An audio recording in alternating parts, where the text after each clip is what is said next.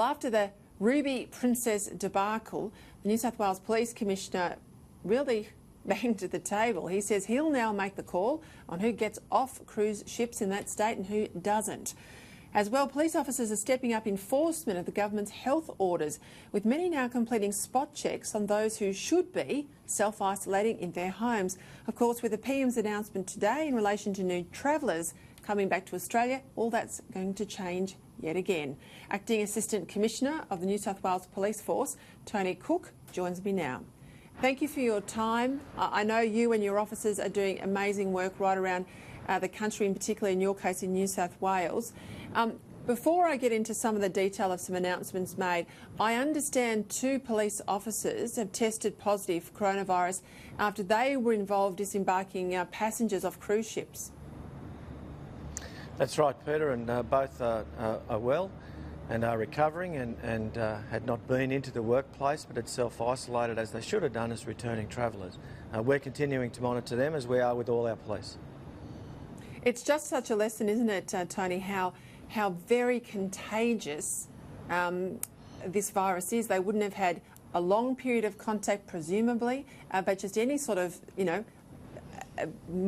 any sort of contact, and I assume it was close contact. You can tell me more. This is a worrying sign. It is, and that's why it's so important that the community complies with the directions and the orders, and that's why government has given police a range of powers to enforce compliance and monitor compliance to ensure that the community, look, we're going to come together.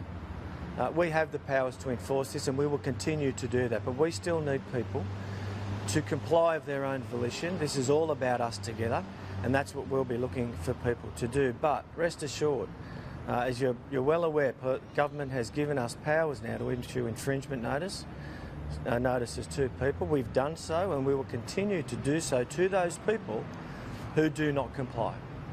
All right, tell me about those infringement notices and the powers you have. Reports today, you have now put fines out into the community in New South Wales. That's right. We have a range of powers relating to return travellers, mass gatherings, social distancing, returning travellers, as I'd said, and other quarantine measures.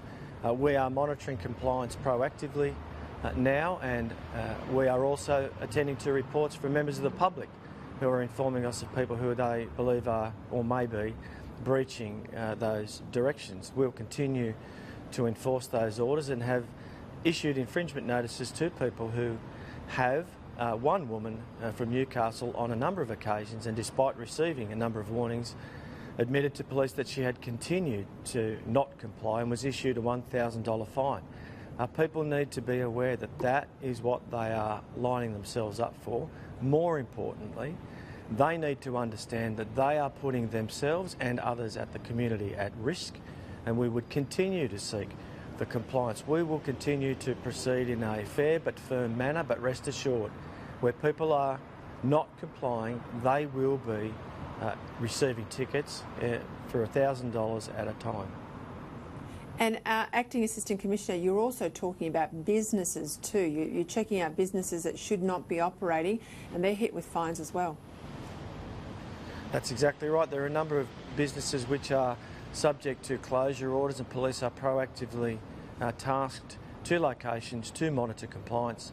And as late as yesterday afternoon, again, a business owner was provided a $5,000 infringement notice for continuing to operate a massage parlour. All right, just on one issue with cruise ships before we go, I think everyone has learnt lessons about Ruby Princess right around the country.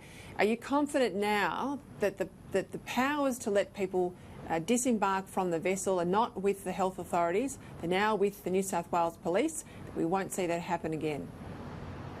No one will leave a vessel in New South Wales waters without the express approval of the Commissioner of Police.